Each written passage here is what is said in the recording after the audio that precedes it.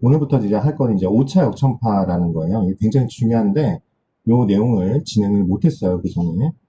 그래서, 같이 보도록 하겠습니다. 5차 역전파의 개념하고요. 그 다음에 프로를 확인하는 5차 역전파입니다. 지금부터 들어오신 분들은 다 지각이세요. 그 다음에 5차 역전파는 신경망 내부의 가중치는 5차 역전파 방법을 사용해서 수정합니다. 5차 역전파는 경사학원법이라고 해서 그 확장 개념이에요. 네, 일단은 지금 예, 예, 어서 오세요, 해나 씨. 지각이에요. 예, 자, 가중치를 구하는 방법은 경사하관법을 그대로 이용하면 됩니다.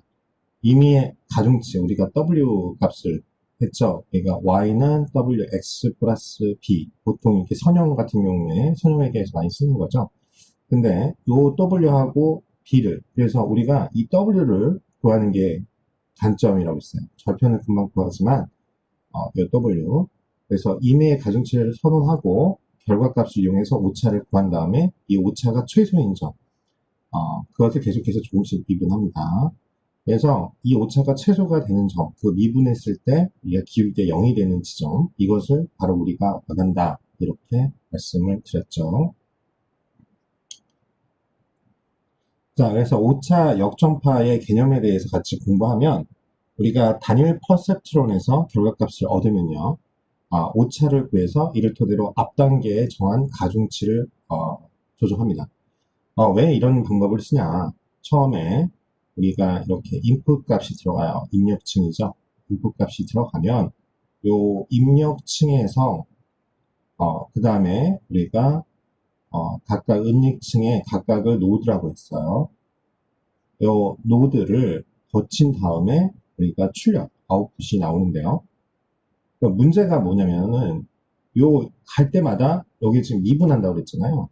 최소가 되는 즉 0이 되는 값을 해요. 근데 문제는 요게 다 퍼센테이지가 들어갈 거 아니에요. 각각이 다 연결돼 있으니까. 그러면 어떠한 뭐 예를 들어서 100이라는 인풋 값이 들어갔어요. 그러면 요게 다 요게 여기 한마디로 각각의 영향을 미치는 게 어떤 건 0.7, 0.1, 0.2, 0.1 이렇게 될 수 있겠죠. 그러면 어떤 문제가 생기냐면 요 자체는 요 각각의 노드 이게 만약 웨이트가 있으니까 W1, W2, W3, W4라고 할게요. 일단 4는 아니고 세 가지만 했으면 어떻게 돼요? W1이 여기는 0.7이고 이해되시죠? X1 플러스 W2의 X2 그러면 요거는 0.2고 W3, X3라고 하면 요건 0.1만큼의 영향을 받아서 이쪽에 왔을 거예요. 그런데 문제가 있어요. 이렇게 왔어요. 근데 이 친구도 또 여기에 또 음익층이 또 있잖아요. 또 우리가 레이어를 깔았잖아요. 그럼 얘도 요 0.7만큼 받은 것을 갖고 이쪽에 영향을 줄 거예요. 이해되시죠? 그러다 보면 미분이 0이 되다 보면 여러분들이 알다시피 곱하기를 이렇게 하시면 어떻게 0.21이제 점점 봐봐요. 0.21은 공이 두 개니까 021이 될 거예요. 생각해 보시면 이 1보다 작은 값을 두 번 곱하면요, 점점 값이 작아져요. 그러니까 0에 가까워집니다. 이게 인위층을 여러 개를 가지다 보면 좀 지저분하니까 높였다가 존재 지우는 게 어떻게 되지? 안 지워지네. 전체 지우기가 있을 것 같은데 왜 안 되냐? 지저분해. 이쪽에다 해야 되네. 자, 여기서 할게요. 어떤 문제가 생기냐면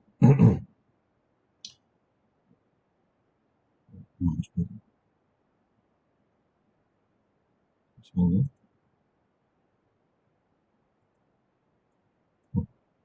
어떤 문제가 생기냐면 이러면은 베니싱 프로블럼이 생겨요. 왜 이렇게 안 써져? 안 좋네요. 나빠야겠네.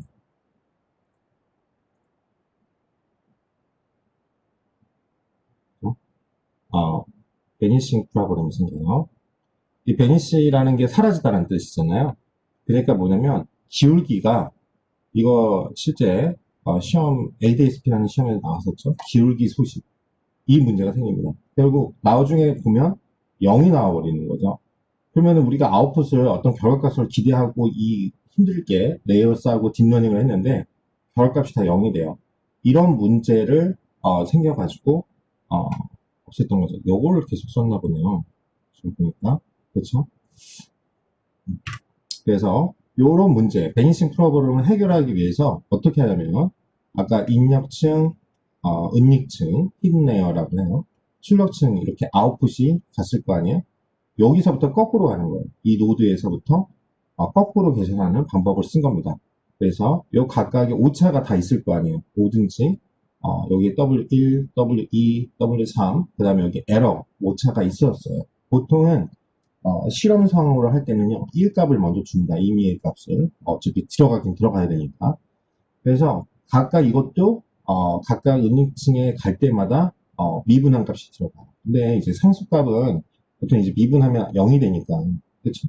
또 그러니까 여기서 생기는 또 에러 값이 있을 거고 아무튼 에러라는 것 자체가 내가 예측하거나 분류한 모델하고 그렇죠? 그런 다음에 실제 나온 값하고의 차이가 바로 오차잖아요.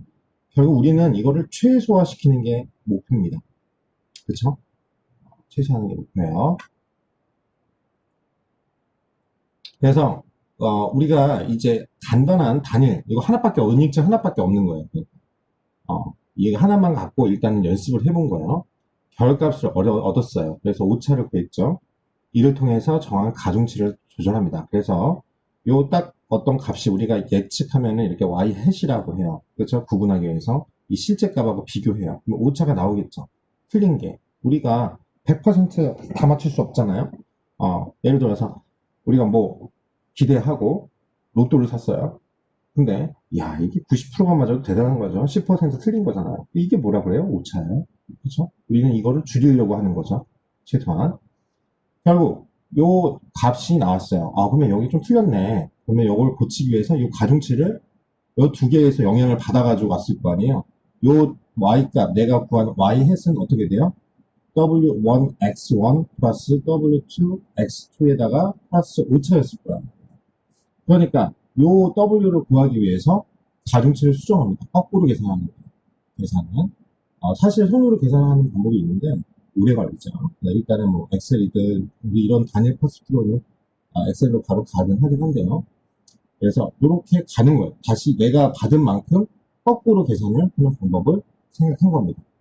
그래서 이게 굉장한 게 뭐냐면 결국은 계산을 하면 은닉치 가중치를 이런 식으로 이 노드와 원이죠. 각각의 받는 연결을 받은 점이에요. 그 두 개를 여기다 이렇게 다 연결돼 있으면 fully connected 돼 있다. 완전 연결돼 있다고요. 그러니까 요 각각의 영향을 받은 걸 또 여기서 요 자체는 W11X1이 되고 W12X 1이 요쪽으로 갔을 거 아니에요. 그러니까 요 각각에 대해서 계산을 해주는 거예요. 그래서 같은 퍼셉트론 역시 결과값의 오차를 구해서 똑같아요. 아까 하나인 게 아니라 두 개인 거죠. 이를 토대로 하나 앞선 가중치를 차이로 거슬러 올라가면서 조정합니다. 이걸 이제 실제로 컴퓨터 공학과나 아니면 요 통계과나 요 관련된 학과에서는 계산을 하죠. 그러니까 여러분들 이제 이렇게 돌아가는 것만 어차피 고맙게 우리가 텐서플로우가 있는데 텐서플로우나 아니면 파이토치로 보통 딥러닝 프로그램으로 우리가 계산을 하는데 대부분 여기서 특히 텐서플로우는 케라스죠. 케라스 시스템이 케라스 시스템이 여기 같이 있기 때문에 모듈화 돼 있어서 그냥 우리가 그 모듈만 그러니까 이해만 하시면 돼요. 이거를 왜냐면 코드가 이 이론이 다 반영돼 있어요. 그러면 왜 코드를 설명하려고 그러면 결국 이론이 설명할 수밖에 없는 아니면 그냥 다 외우셔야 되는 그런 생각 그렇게 되는 상황이 되기 때문에 다 모듈에 대해 있어서 우리는 그냥 간단하게 그냥 이용만 하면 되지만 계산은 안 할 거고 일반적으로 이게 어떻게 됐고 어떤 내용이 있는지는 아셔야겠죠. 학부 수준에서는. 그래서 고차 역접화 구동 방식은 이럽니다. 임의의 우리가 초기 W를 준 다음에 그거에 대한 결과값 그쵸? Y 값이 나올 거예요. 그걸 계산합니다. 그런 다음에 우리가 계산한 게 결국 예측 모델 Y 해시죠. 이거랑 우리가 원하는 값, 즉 실제 값이랑 오차가 있을 거예요. 그 오차를 구하고 경사가법이라는 걸 이용해서 가중차 오차가 작아지는 방향으로 우리가 업데이트를 합니다. 우리가 이렇게 해서 오차가 반복했는데 우리가 처음에 뭐 또 질문이 있던 분이 있어서 왜 이렇게 이차 함수로 나오냐, 그렇죠? 왜냐면 두 개 이상을 걸치면 어때요? 제곱이잖아요. 하나만 아니라. 그러다 보니까 보통은 여러분 다중회계 생각하시면 그래요. 그렇죠? 두 개가 동시에 영향을 주기 때문에 결국은 이런 식으로 나와요. 선형이 있고요. 선형 회기만 우리가 다뤄서 그래요. 비선형 회기가 보통 이차 함수거든요. 어, 이런 식이거든요. 그러면 결국 영어를 최소화하는, 결국 이게 우리 옛날에, 저도 이걸 외분도 하나 했어요, 옛날에. kx 플러스 c, 그러면은, 기억나시죠? 이거 어떻게 구해요? 그냥 2x 제곱 플러스 2x 플러스 1이라고 할까요? 2로 묶어주고, x하고, 플러스 1. 이거 어떻게 계산해요? x 제곱 플러스 2x 플러스 1인가? 맞나요? 마이너스 x 플러스 1. 그래서 요거를 2분의 1 한 걸로 했죠? 맞을 거예요. 제곱. 마이너스 x 플러스 1. 그래서 요거 마이너스 1입니다. 왜 0이 되는. 뭐 이런 식으로 했을 거예요. 그쵸? 그래서 최소값 구했죠. 자, 이게 별게 아니라 이게 아래로 볼록한 걸 컨벡스라고 해요. 근데 요거를 최적화하는 게 뭐예요? 결국 미분이 0이 되는 거죠. 0. 결국 요 최소값, 마이너스 1일 때. 요거를 아금x라고 합니다. 아금인이라고 하죠. 아금인. 요 x값이 최저값이 나오는 x값을. 요걸 구하는 거예요. 이게 뭐냐면 라스 펑션이라고 해요. 그게 뭐냐면 우리가 원하는 그 오차가 최소화 되게끔 만드는 그 펑션을 우리가 구하는 거예요. 함수를. 그래야지 오차가 제일 적고 우리가 원하는 값을 구하니까. 그래서 요 개념이 우리가 처음에 딥러닝 할 때 수학 설명할 때 나온 거예요. 결국 뭐냐면 기울기가 뭐예요? 어, 지저분하니까 여기다 한번 그리면 요렇게 그려보면 요렇게 기울기가 작아지고 이렇게 가자. 그 다음에 결국 요렇게 0이 되는 게 최소점이 되고 요게 우리가 가장 원하는 최저점이 됩니다. 이렇게 한 이유가 요렇게 되면 다시 거꾸로 증가하잖아요. 비선형일 때는 웨이트가. 그러니까 그러면은 이제 결과값이 안 나온다고요. 우리가 원하는. 우리는 똑같잖아요. 우리가 뭔가를 예측을 한다, 분류를 한다. 이런 게 되게 중요하죠. 예를 들어서 지금 핫한 게 자율주행차예요. 그렇죠. 그래서 이 자율주행차가 나오면은 배터리를 이거 두 개죠, 지금. 그래서 지금 산업 구조도 완전 바뀌고 있어요. 현대자동차 같은 경우는 자동차 또 지금 미리 선제적으로 하고 있지만 결국은 요거 지금 납품 업체들 하는 그 협력 업체들 있잖아요. 지금 도산하고 있어요, 조금씩. 즉 이제는 배관, 그다음에 여러분 이거 굉장히 큰 변화인데 지금 바이든이라는 정부가 들어섰죠. 엔전하고 틀린 게, 미국 상황을 여러분들이 잘 알아줘야 돼요. 이 정치적인, 특히 이게 세계 대통령이기 때문에 이 정치적인 게 굉장히 중요합니다. 지금까지는 가장 큰 영향을 끼치는 데가 EU하고 여러분 알다시피 USA예요. 그렇죠? 뭐 캐나다, 영국은 뭐 한 특종이라고 보시면 되죠. 여러분 알 거예요. Five Eyes라고. 호주랑 다. 그렇죠? 그러다 보니까, 그리고 이제 또 하나 축이 이제 중국과 러시아인데, 이쪽은 베끼기 마련이고, 선도적이지가 않으니까, 요 두 가지예요. 이게 문제예요, 이제. 잘 하는데도 불구하고, 어, 이제, 그쵸? 아무튼, 일단은, 요 이후에서 이제 했던 거는 탄소 배출권이라는 게 하도였어요. 내연 기간을 줄이고, 그쵸? 왜냐면 다닥다닥 붙어 있잖아요, 나라들이. 그러니까 오염도 했고 이게 또 나이가 또 많아지고 환경이나 이런 걸 굉장히 중시하는 나라. 프랑스 같은 경우에는 여러분 쥐도 함부로 죽일 수 없어요. 환경단체에서 뭐라고 해요? 공생해야 된다. 그래서 쥐가 우리나라가 한 이 정도 하면은 프랑스 쥐는 이따만 해요. 근데 실제로 나무로 짓는 집에 같은 경우에는 쥐가 그냥 나와요. 근데 죽이면 안 돼요. 함부로. 우리나라처럼 쥐dat하면 안 돼요. 살아있는 생명체, 완전 불교에서 말하는 미생물, 미물도 이런 분위기예요. 그래서 프랑스 파리 가면 지금 뭐 갈 수도 없지만 그 코로나 전에 프랑스 갔다 오신 분들 말씀을 들어보면 무서웠다고 쥐가 막 그죠? 레스토랑에 있는 데는 당연히 쥐가 있을 수밖에 없는데 함부로 설치해서 죽이면 안 돼요. 그래서 한마디로 피해를 줬을 때만 죽여야 돼요. 그것도 예를 들어서 병원균을 갖고 있다든가. 근데 좀 그렇죠. 패스트를 당한 나라에서 그렇게 하는 걸 좀 이해가 안 되긴 하지만 어찌됐든 그런 분위기예요. 그런데 실제로 이게 영향을 미친 게 트럼프 정권 때는 이 미국은 소비국가란 말이에요. 여러분 알다시피 여기는 최고의 GM이나 포드라는 어찌됐든 10대 안에 들어가는 최대 자동차, 그리고 자동차 없으면 안 되는 나라다 보니까 예를 들어서 LA에서 라스베가스까지 차로만 4시간 반 걸리거든요. 땅덩어리가 워낙 넓으니까. 그쵸? 그것도 2차선이에요. 그쵸? 미치는 거죠, 그냥 사막에. 여기서 이제 중간에 기름 떨어지면 그냥 돌아가시는, 그래서 돌아가신 분들이 많다 그래서 데스밸리가 있어요, 중간에 2시간짜리. 그래서 여러분들이 여기는 그래서 기름값이 그래서 전쟁을 일으키는 거예요, 중동이나 이런데. 왜냐면 기름값이 우리나라가 1리터가 한 2,000원 좀 넘을 거예요. 근데 얘네는 갤런 써요, 4리터. 근데 제 기억으로는 4리터, 1갤런, 4갤런 정도 채우면 40불 정도 들어갔던 것 같아요. 우리나라에서는 12만 원 들 돈을 미국에서는 4만 원이면은 기름값을 채웠던 것 같아요. 소나타급, 정도. 그러니까 이제 차를 타고 다니는 거야. 그러면 그 기름을 다 누가, 어디서 갖고 와야 되겠어요? 중동이나 이런 데서 가져오겠죠. 어, 그래서, 중동에서 뭐, 하면, 거기에 파견 나가 있는 거야. 중동에 이란이나 이라크든 뭐 이렇게 전쟁이 뭐 하고 있다면 거기랑 항상 전쟁을 일으키고 그리고 무기를 팔고 그런 이유가 바로 그런 내용이란 말이에요. 근데 이 바이든 정권은 환경 친화적이에요. 그리고 가요. 그러면 이제 산업 구조가 완전 바뀌어요. 왜 여러분들이 갑자기 뒷라인하면서 이런 얘기를 하냐? 바로 그러면 이제 산업 구조가 다 이게 급격하게 자율주행차나 전기자동차로 바뀔 거란 말이죠. 이미 내연기관을 하는 데가 벌써 50%를 정리한다고 했어요. 그러면 지금 중소기업에서 내연기관이든 이런데 하고 있는 데는 지금 다 망하고 있단 말이에요. 없어지고 있다고, 협력업체들이.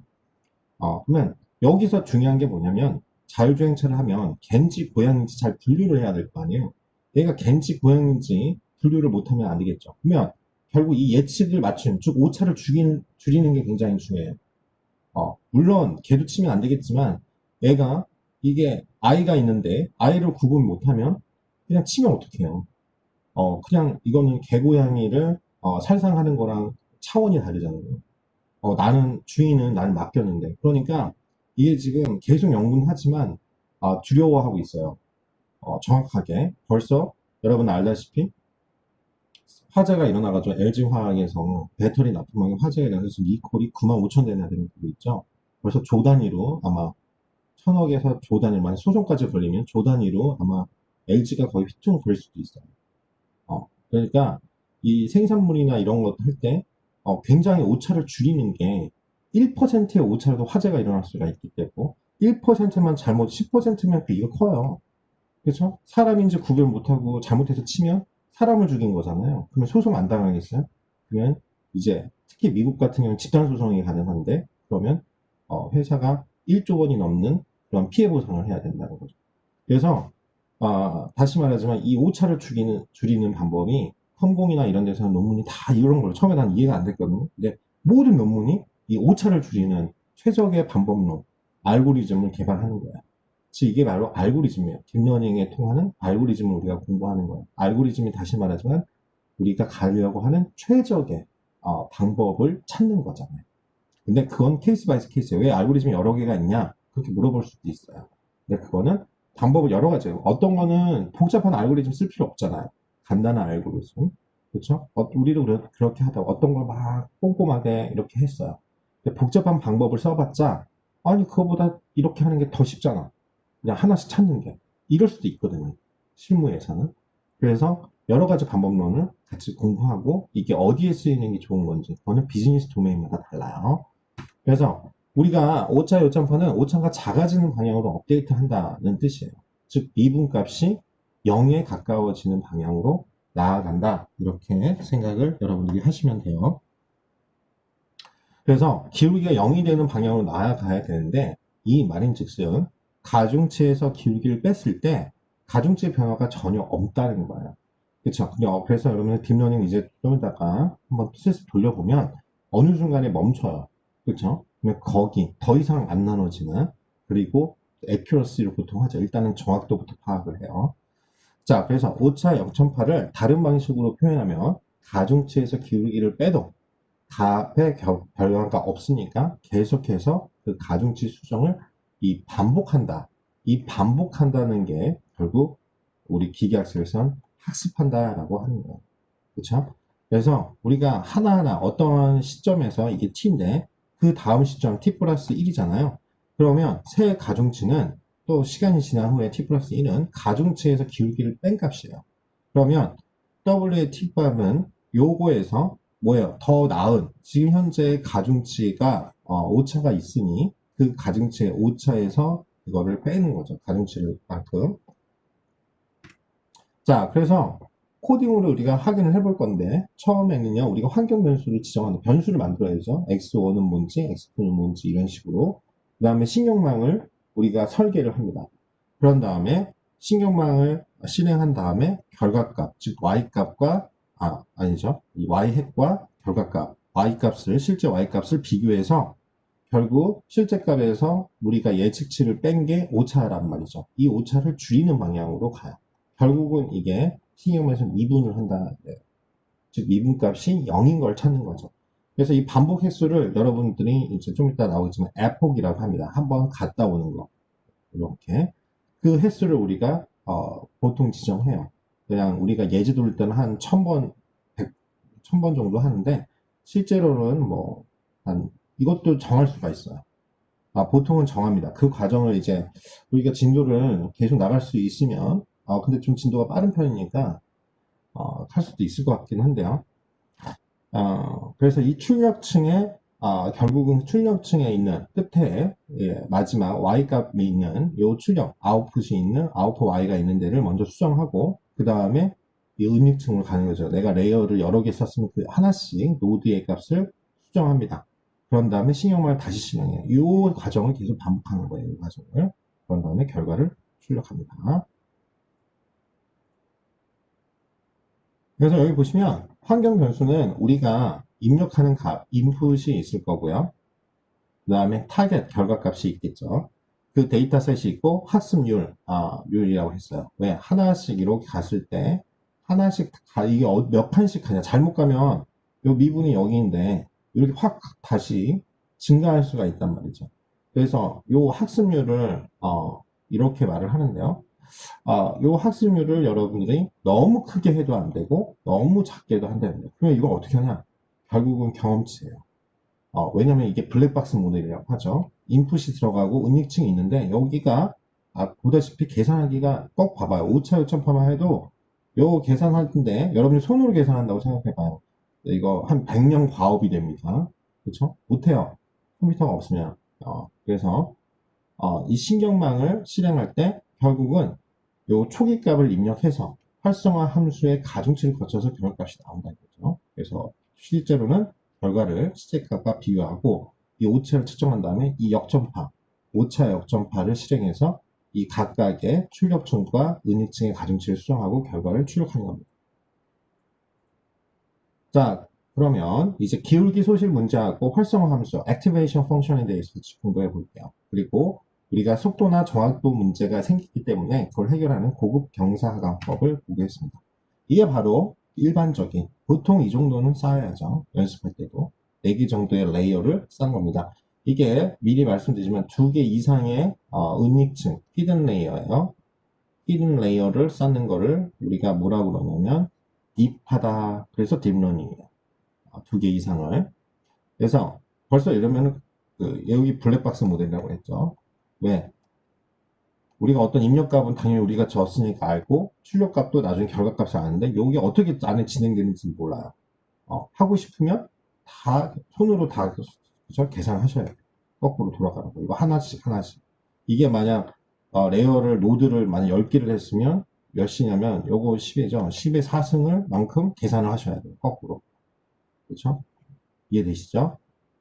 그러니까 못한다는 거죠, 계산을. 그러니까 요 부분은 컴퓨터가 하는데 컴퓨터가 이렇게 계산해가지고 어느 순간 해줘요. 근데 왜 그게 나왔지? 그러면 기울기가. 그러면은 우리가 그래서 지금 자꾸 이쪽에서 통계나 수학자들이 이거를 거꾸로 증명하고 있어요. 왜 이게 나왔는지. 그럼 반복론이 또 나오는지요. 딥러닝을 위한 반복론이 나오는 거예요. 그 중에 이제 컨벡션 옵티마이제이션이 가장 많이인데 여러분 들어보셨겠지만 여러분들이 더 이쪽 딥러닝 쪽으로 공부하고 싶다 그러면 공학 수학을 공부하셔야 돼요. 이게 컴공 친구들도 내가 보니까 이 컴퓨터랑 관련된 이산 수학이라는 게 있는데요. 요게 이제 결국 우리 알고리즘에서 나왔던 내용들이야. 다 그걸 수학으로 그냥 푸는 거 뿐이거든요.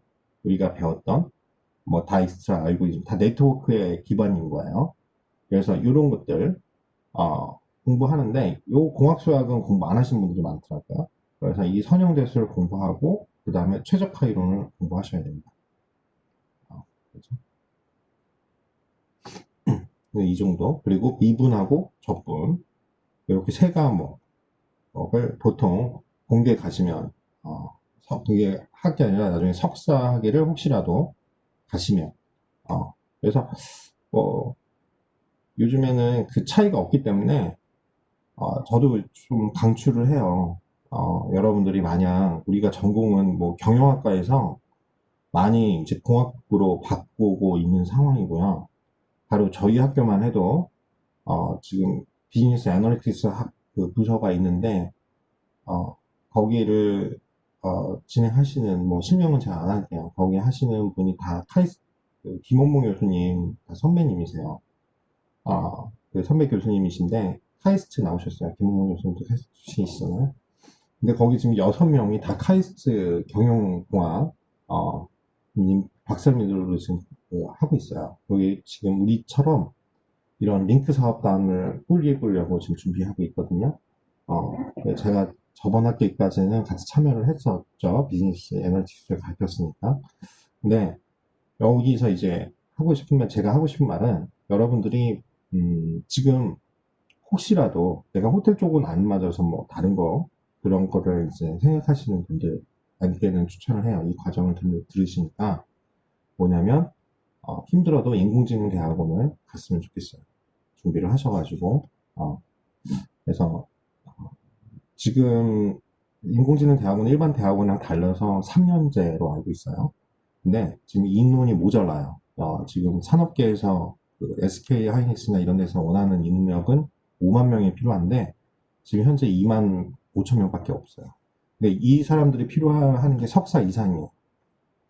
석사 이상에 왜냐면 이런 걸 계산하고 코딩을 짤 줄 알아야 되거든요.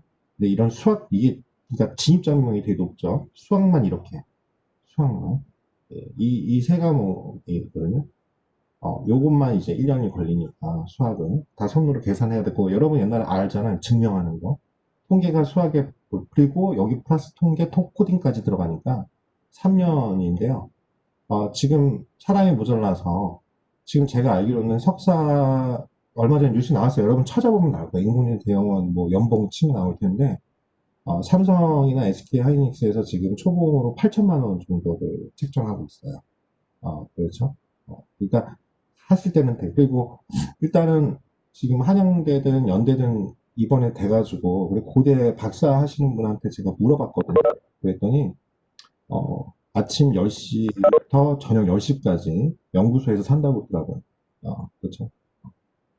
근데 뭐 그리고 이제 노예 생활이긴 노예 생활이긴 해요. 왜냐면은 그러지 않으면 학비가 보통 800만 원 정도 하다고 그러더라고요.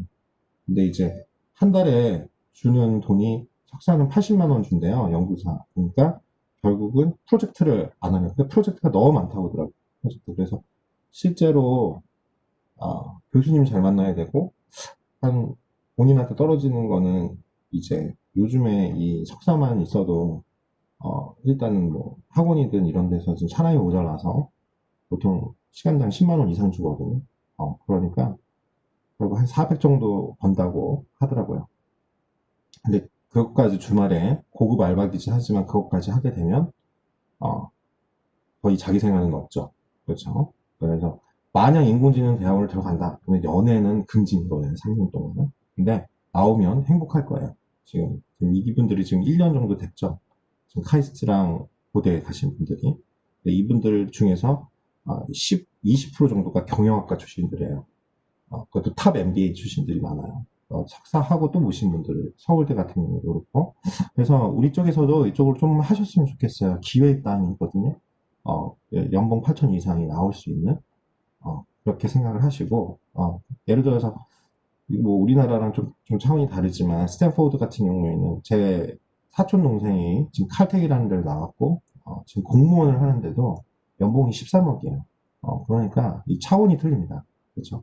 그만큼 고급 인력이죠. 이쪽 딥러닝이나 이쪽은. 왜냐면 산업이 필요하고, 얼마 전에 서울대에서 발표가 나왔습니다. 뭐라고 나왔냐면, 앞으로 향후, 뭐 여러분들 그때까지는 살아 계실 것 같아요. 저는 뭐 없어질 줄 알았으면 2090년도에 계급 전망을 했어요. 그래서 제가 페북에도 올려놨는데, 1번이 기업인, IT, BT, 그렇죠? 코로나 같은, 그렇죠? 이런 거 하는 센트리온 같은 1계급이 있고, 2계급이 정치인이나 연예인이에요. 탑 연예인이죠. 연예인 여러분 뭐 다시 알죠? 아이돌 보면은 어떻게 돼요? 어, 우리나라 시스템으로 얘기하면 보통 10살에서 15살에부터 연습생 생활해가지고 한 10년 거쳐가지고 20살 되기 전에 나오잖아요. 그때 5%, 그때 나왔던 것 같아요. 5%만 연봉이 뭐 5천 이상이고, 그 나머지 95%가 한 달에 100만 원 벌죠. 그렇죠? 그러니까 이 높은 벽이죠. 그러니까 탑 한류 스타가 돼야 되는 거고, 그 다음이 AI예요. 인공지능, 그리고 나머지가 기타. 90%가 그거예요. 그렇죠? AI 미친 거죠. 이제 이렇게 바뀔 거라 이거죠. 근데 그럴 것 같아요. 왜냐면 저번에 제가 이제 같이 공유도 했지만 EBS에도 이렇게 전망했습니다.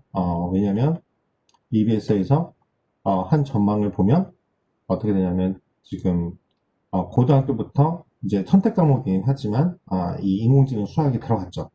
어, 지금 제가 듣기로도 우리나라 서울대에서 선택하면 되거든요. 똑같아요.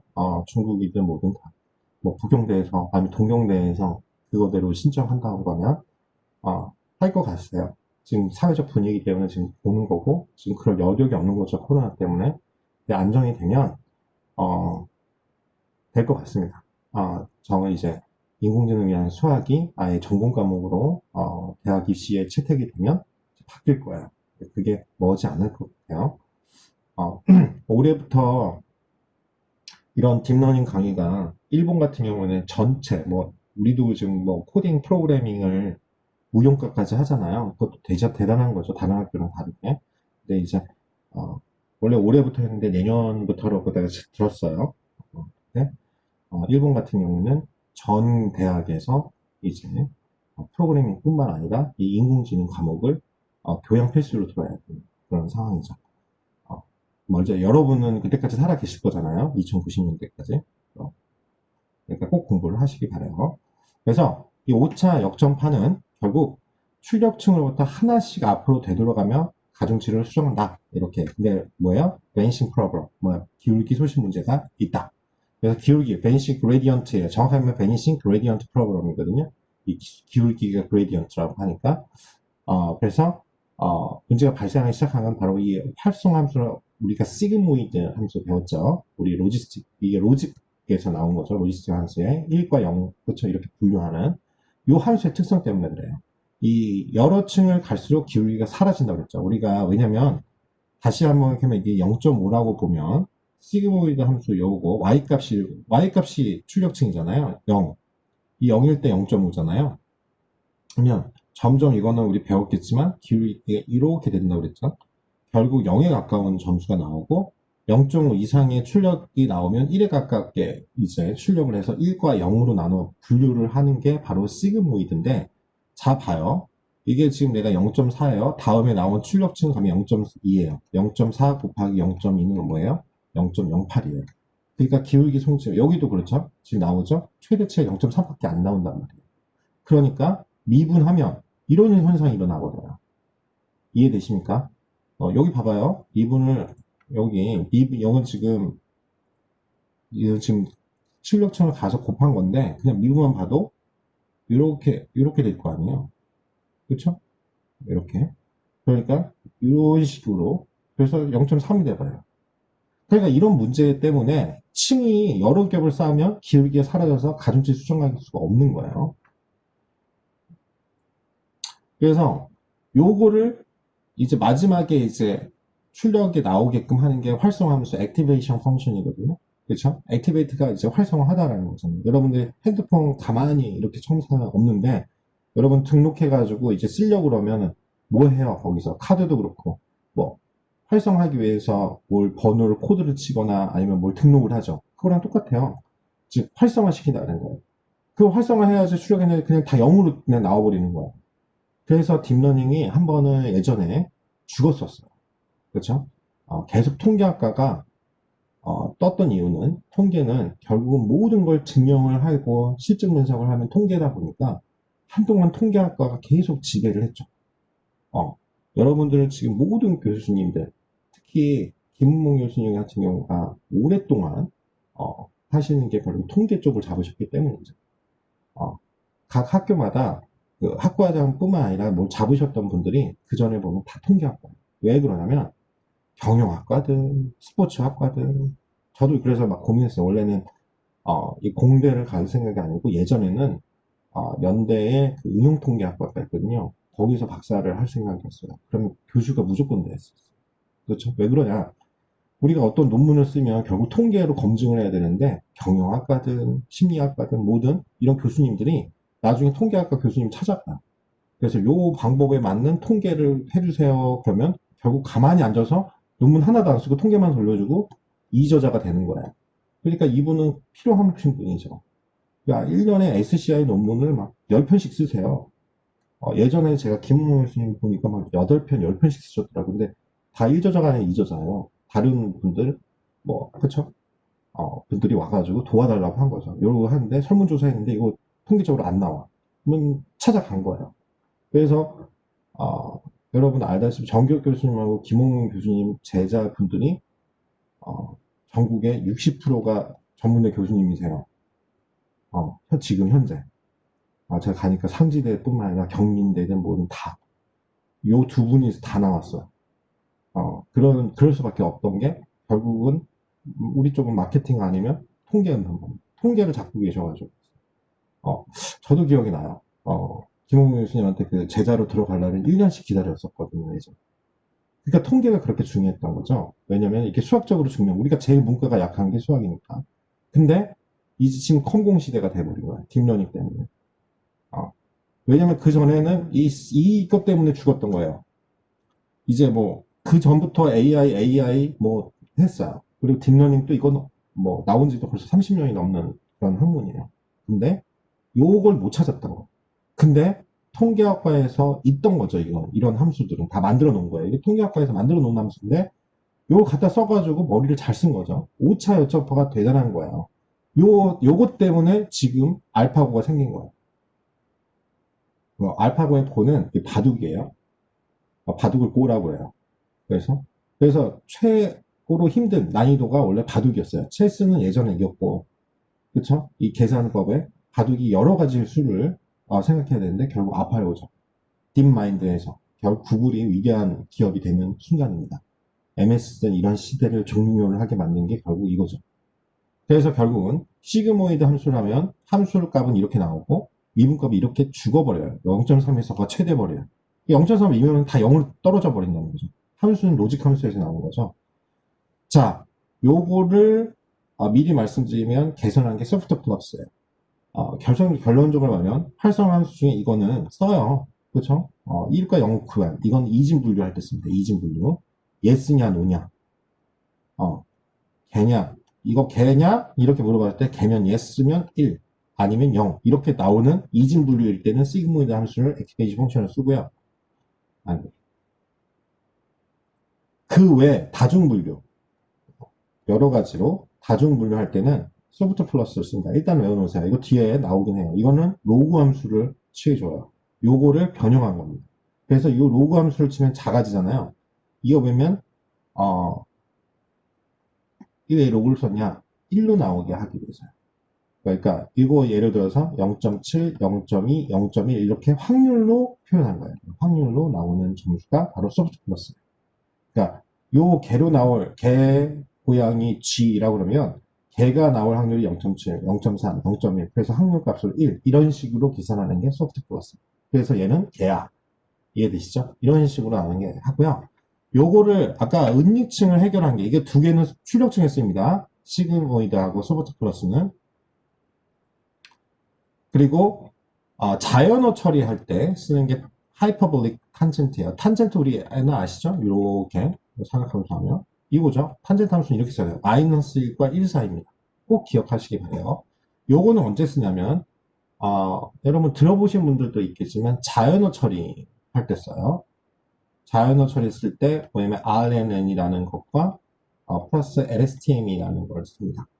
그건 뭐냐면 우리가 자 그거 했니? 그거 다 했니? 뭐 이렇게 나올 수 있잖아요. 그러면 거 다음에 해시 나올 확률, 거 다음에 다 했니? 다가 나올 확률. 요걸 계산하는 거예요. 그건 확률입니다. 그래서 우리가 확률 통계를 공부하는 거예요. 즉 이거를 뭐예요? 처음에는 빈도수를 갖고 해요. 자, 뭐냐면 요 거 다음에 나왔냐? 다 했니? 다. 이거 나온 확률이 여러 개 여러분들이 10년 동안 살아봤더니 여러분 지금 20년 살았을 거예요. 20년 살아봤더니 이런 경우가 전체 내가 10,000번을 말했으면 뭐 3,000번은 이거 나오고 7,000번은 이거 나와요. 그러면 확률로 계산하면 0.7, 0.3 이해되시죠? 이런 식으로 확률적으로 계산을 해가지고 다음에 나올 거 맞추는 거예요. 근데 여러분들 그렇지만 보통 A형을 보시면 어떤 그 있죠 노래를 막 이렇게 틀어주거나 무용을 막 춤을 추면 여기 있던 애가 이렇게 가다가 좀 못하는 블랙홀이 한 명 있죠. 이상하게 추면 여기서 희한한 춤을 추고 있거나 희한한 노래를 부르고 있죠. 이렇게 왜곡되는 현상이 일어납니다. 이거를 방지하기 위해서 나온 게 LSTM이에요. Long Short Term Memory예요. 즉 장기 기억. 즉 뭐냐면 기억을 하는 거예요. 여기서 여기 했던 거를 기억해 놨다가 다시 이쪽에 뿌려주고. 그러니까 좀 모양은 복잡하죠. 근데 우리는 뭐 코드는 그냥 한 줄이면 돼요. 아래는 LSTM 치면 돼요. 그 모듈화가 다 돼 있는 거죠. 그러니까 인공지능 대학원을 가면 그분들이 하시는 말이 그거였어요. C 언어부터 다시 다 배워야, 여기 완전히 다 배우셔야 되는데, 왜 그러냐면 이런 코드를 만들어주는 사람들이에요. 이 사람들이. 그러니까 여기 가면 주말이 없는 거죠. 3년간 연애 금지인 거죠. 그러지 않으면 3년 내에 졸업 못하고 최대 6년까지 보는 거죠. 요런 코드를 만드는 거예요. 그러니까 한마디로 파이썬의 쓰는 케라스, 판다스를 만드는 사람들이 이제 인공지능 대학원 들어가시는 거죠. 그렇죠? 그래서 대시 그러니까 뭐 연봉이 8천인 거죠. 우리나라에서 8천인 거지. 미국에서는 억 단위예요. 그러니까 초범이. 그러니까 한번 도전해 보셨으면 좋겠어요. 그렇죠? 그 다음에 지금 막 하니까 그러니까 요 활성화 함수에 쓰는 건 은닉층에 쓰는 건 요 두 가지입니다. 하이퍼볼릭 탄젠트와 렐로 함수. 그래서 요 가장 많이 쓰는 게 이건 자연어고 이제 렐로 함수예요. 뭐냐면 이거 그래프 잘 보세요. 그냥 즉 0을 초과하면 0보다 작을 때는 0이고요. 0보다 클 때는 x라는 게 뭐냐면 자 요거 내가 이게 0.2가 튀어나왔어요. 그러면은 그대로 0.2가 출력해 나오게끔 변형시켜 준 거예요. 0.7이 나왔으면 무조건 그 출력값이 나오게끔 하는 함수를 쓰게 한 거예요. 그러니까 뭐 딥러닝에 두 번 암흑기를 맞았는데 첫 번째는 우리가 단일한 모형인 그냥 신경망 모형 이걸 ANN이라고 합니다. Artificial Neural Network에서 요 인공신경망 모형 그냥 단순하게 은닉층 하나 있을 때 이때 한번 망했어요. 폭망했어요. 거의 70년대를 기억하는데 그때 폭망한 이유가 뭐냐면 아까 제가 말한 베니싱 프로브입니다. 그 베니싱 그레디언트 프로브 정확하게 요거죠. 기울기 소실 문제 때문에 아, 이거 뭐야, 다 0이잖아. 뭐, 왜냐면 1000번 했는데 한 번만 결과 나오고 999분이 다 0이 나와버리는 거야. 이거 뭐 쓸모없는 모델이네. 이렇게 돼버린 거죠. 왜냐면 그거에 대항하는 다른 통계 기법들, 통계학자들이 놀지를 않잖아요. 계속 증명하고 수학을 힘을 빌려서. 여기가 더 정확하거든요. 그렇죠? 1000번 하면 900번이 맞아요. 이 통계학과에서 만든 그 툴들이. 그러니까 이제 이쪽으로 답 쏠린 거죠. 폭망했어요. 그러다가 두 번째 5차 여점파로 이거를 푼 거죠. 그래서 와, 잘 된다고 했는데 똑같은 그런 문제가 생깁니다. 그렇죠? 베니시 프로그램은 똑같은 그런 문제가 생기니까 그걸 풀기 위한 방법을 이제 생각한 거죠. 요 활성화 함수를 어떻게 쓰냐. 첫 번째는 기울기 소식, 두 번째는 활성화 함수를 바꿨더니 이 레일루를 딱 했더니 이제 갑자기 알파고가 생기는 거예요. 그러면서 이게 최근이죠. 그러면서 지금 무한한데 이 딥러닝이 성능이 너무 좋은 거예요. 원래는 우리 배웠지 인공지능 AI라고 하면 이 AI에 우리가 배운 여러분 데이터 마이닝 수업을 들었으면 데이터 마이닝 수업의 머신러닝 기법들, 각종 통계 기법들, 고급 통계 기법들 중에 하나였어요. 딥러닝이. TL이라고 해요. 머신러닝 기계학습. 기계학습이 하나예요. 인공신경만. 근데 지금 이게 거의 90%를 차지하고 있어요. 그래서 공대에서는 저도 그렇지만 학과생들하고 같이 하거든요. 뭐 도시공학과나 뭐 이런 거. 다 딥러닝이에요. 그러니까 논문이 어떤 게 나오냐면 우리가 보통 상권 분석한다. 그러면 부동산 쪽에서는 공식이 있죠. 사람 인구수가 얼마 있고 그 여기에 그렇죠. 우리가 이거는 우리하고도 직결돼요. 왜냐면 우리 면세점하고 백화점하고도 가니까 관광 상품이잖아요. 관광 시설물이고 요게 우리가 면세점 지으려고 하면 상권 분석해야 될 거 아니야. 주변에 백화점 몇 개 있고 그러면 어떻게 여기 총 인구 서울이 여기 한마디로 여기 뭐 강남구라고 그러면 강남구의 인구가 몇 명이고 유동 인구가 몇 명이고 이런 거 조사해가지고 했어요. 근데 지금 공대에서 떤 식으로 하냐 구글 어스라고 알죠? 거기에 인공지능이 아니라 인공위성 있죠? 인공위성 사진을 줘요. 그러면 진짜 이게 극명하더라고요. 지금 논문 쓴 거 보니까 코로나 전후를 비교하고 있어요. 여기서만 통계 기법을 써요. 사전 사후 비교를 하는데 요때 그러니까 작년 이게 1월 24일부터 코로나가 발생해가지고 지금 45주째예요. 근데 그 전에 요 홍대 여러분 핫한 클럽 이쪽 평일하고 주말에 인공위성 사진을 찍어요. 매일 나오잖아요. 위성이 돌면서 요 사진 찍은 거를 딥러닝으로 돌립니다. 이미지 분석을 해요. 그래서 그러면 요 사진을 찍으면 여기 뭐예요? 상권이 불이 켜 있을 거 아니에요? 여러분 알다시피 라스베가스는 말도 못하죠. 이 사시사철 24시간 명동. 그러니까 진짜 우리나라 불빛이 크더라고요. 우리나라만 24시간 하는 데가 많아가지고 동대문이나 이런데. 그런데 불빛이 보여요. 근데 코로나 이후에 다 꺼져 있어요. 그죠? 전후비가 확 되죠. 근데 이렇게 상권 분석을 해요, 지금. 그렇죠? 그래서 지금 협업을 뭐냐면 경영학과가 이게 우리 쪽은 지금 안 뛰어들고 있어요. 이런 기법이 있는지도 잘 모르고 지금 제가 전도사예요. 요런 요런 요거 지금 경영학과는 뛰어들고 있다고요. 지금 오히려 지금 논문이 잘못하면은 이쪽 우리 세종대 경영학과에 또 뒤지게 생겼죠. 이 가능성을 보고 아예 과를 경영공학과로 만들려고 하고 있는 상황이니까 이렇게 지금 보면서 협업하고 있어요, 콩콩이랑. 요거면 봐봐요. 기존 기법에다가 플러스 인공위성까지 활용하는 기법이 나오면 어떻게 돼요? 정확한 상권 분석이 나와요. 이제 그렇게 되는 거예요. 이걸 자동 추천 시스템으로 주겠죠. 그러니까 이게 또 하나의 비즈니스 모델인 거죠. 저도 이걸 지금 기법을 도입하려고 지금 살살 꼬시고 있고, 도시공학 쪽에서 이거 공부하고 있어요. 그래서 여러분들이 기회가 엄청 많다는 거죠.